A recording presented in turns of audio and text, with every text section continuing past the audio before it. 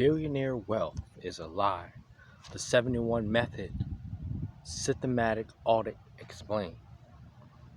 Section 1. The manufactured narrative. Again, the manufactured narrative. What if I told you that the world's most elite billionaire portfolios are actually housed shells waiting for a single audit to collapse?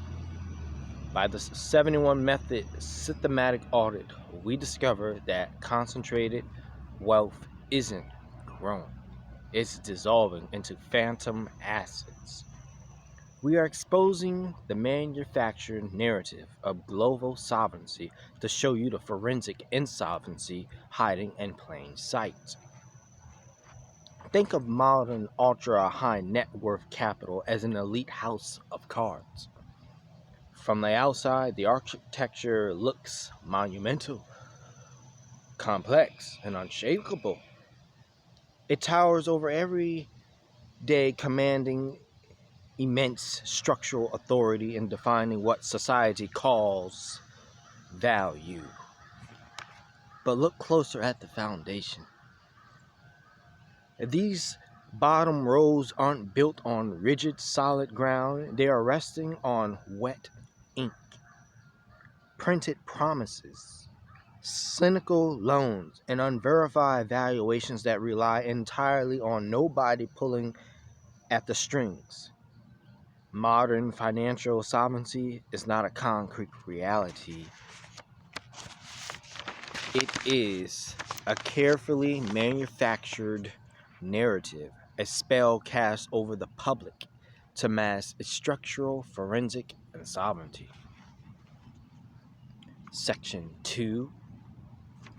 Deconstructing the physical architecture. To understand how this illusion is sustained, we have to look directly at the hidden friction points where wealth attempts to maintain its structure.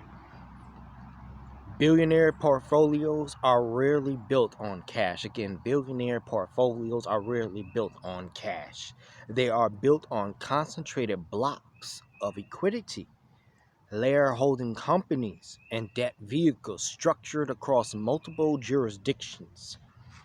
This is an intentional physical architecture designed to maximize leverage while completely obscuring the baseline asset value. In this framework, assets are continuously revalued through internal accounting maneuvers without ever facing a true liquidity test. A series of complex financial vectors creating the appearance of exponential growth. But this growth is synthetic. It exists purely within the margins of the layout, hidden behind capital configurations that treat potential future valuations as present-day certainties. This is where intentional sabotage hides within global capital structures. The complexity isn't an accident of growth, it's a structural mechanism. It is designed to deflect observation, making it nearly impossible for traditional regulatory frameworks to verify the actual liquidity beneath the surface. When phantom assets, highly visible on paper, yet fundamentally non-existent when subjected to immediate mathematical liquidation standards. Section 3, the pacing reveal and the 71 method. This brings us to the moment of friction. Again, this brings us to the moment of friction. The illusion only works as long as the evaluation tools remain surface level. Enter the 71 system audits. This approach doesn't ask what a portfolio claims. Again, this approach doesn't ask what a portfolio claims to be worth on an open exchange. It tests the underlying frictional points where concentrated wealth meets absolute systematic constraints. Let us break down the reveal step by step. So we freeze the structural reporting loops. This is step 1. Again, we freeze the structural reporting loops. We strip away the dynamic revelations and look at the assets in isolation. If the asset cannot maintain its stated valuation without consent, capital inflows. It fails the permanent test, or it fails the primary test.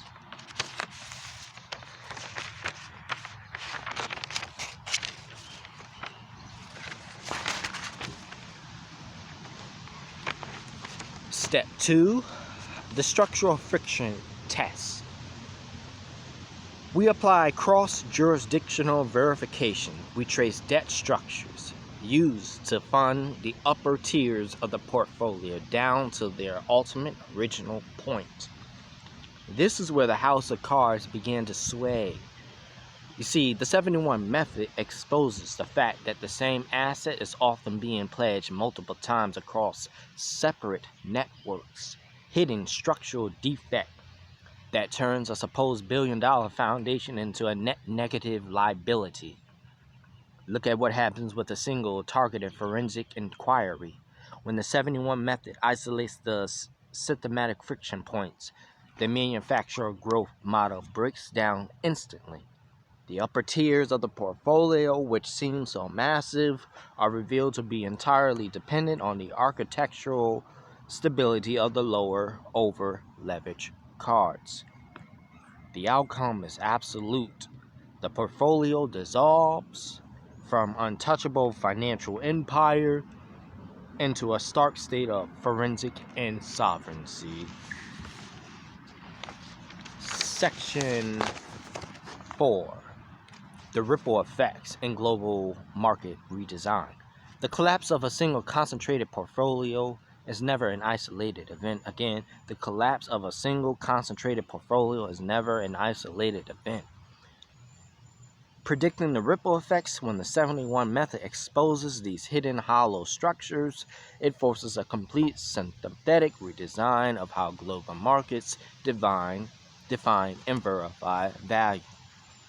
The traditional markets operates on trust and unverified metrics, but when paper sovereignty dies, the institutional crunch begins. Lenders, counterparties, international institutions are suddenly forced to confront the reality that the leverage they backed was non-existent from point one. The authority that these massive valuations granted, the power to swing markets and dictate economic policy, vanishes in an instant. See, this triggers a rapid cascading demand for true verification across of every level of the financial system. The market moves from a state of passive acceptance to an active, aggressive demand for absolute structural integrity. Section 5, the shift to forensic sovereignty. This structural shift marks the transition into the era of total fiscal transparency for investors, institutions, and builders of the future economy. The path forward requires a necessary immediate shift away from manufacturer growth models. The old system of expanding paper valuation without foundational backing is no longer sustainable. Capital must move into audited forensic-grade solvency structures, assets, and portfolios whose values can be verified independently, transparently, and continuously without relying on structural obscurity. The age of manufacturer narrative is coming to an end. The question is no longer how large a portfolio appears on paper, but whether it can stand under the unyielding light of a systematic audit. Choose clarity, understand the structural mechanics, and prepare for the new architecture of valuation.